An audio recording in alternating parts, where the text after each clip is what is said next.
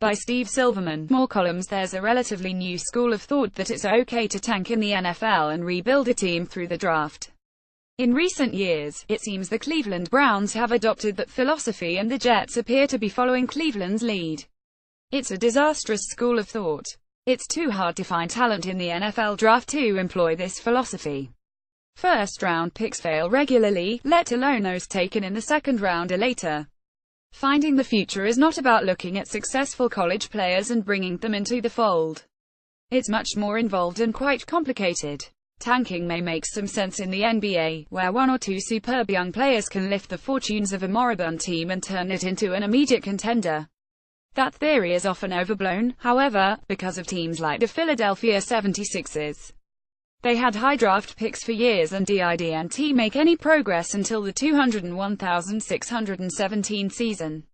The Sixers may be on their way to becoming a contender, but they have never come up with a Magic Johnson, Larry Bird, Michael Jordan, Kobe Bryant or LeBron James with any of their high picks. So, while a quick turnaround can be accomplished in the NBA, it is anything but assured. More Liechtenstein Jets appear fully committed to the tank. Southern Cal quarterback Sam Darnold warms up before the game against Stanford at Los Angeles Memorial Coliseum on September 9, 2017. Photo by Sean M. Haffey. Getty Images. The idea of tanking in the NFL is beyond ridiculous. Finding a great quarterback who can turn a 412 team into a 124 team that has a chance to win the Super Bowl is simply not a credible notion. The NFL game is too difficult to learn, and no rookie can absorb everything he needs to know and master it that quickly. More memo to Jets. Darnold disputes report about staying at USC. Rookie quarterbacks are capable of stepping in and winning, just like Dak Prescott did last year with the Dallas Cowboys. However, Prescott was not stepping into a barren situation. He came in with another brilliant rookie and running back Ezekiel Elliott, and the Cowboys also had a very high-functioning defense under defensive coordinator Rod Marinelli, not to mention an absolutely stellar offensive line. Prescott was not quite an afterthought when he started his first training camp last summer, but he was not part of the original game plan.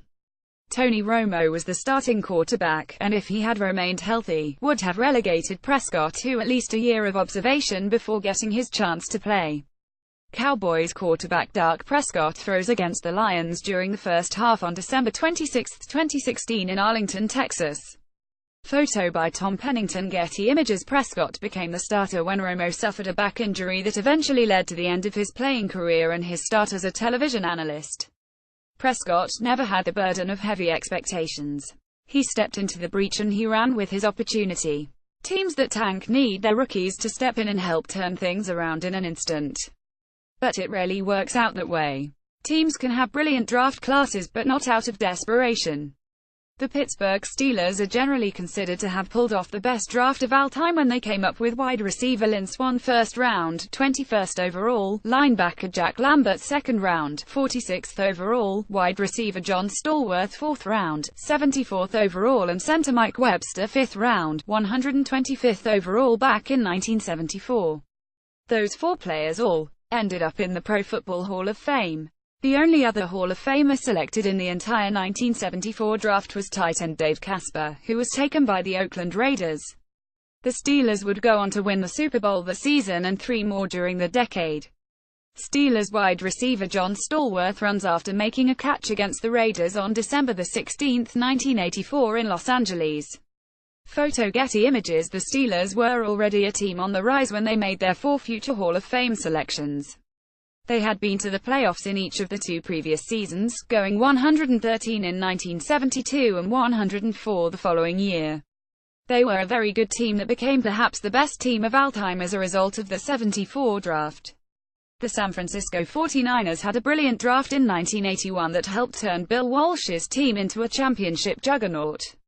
The Niners drafted Hall of Famer Ronnie Lott in the 1st round with the 8th overall pick, and he became one of the greatest defensive backs in the history of the game.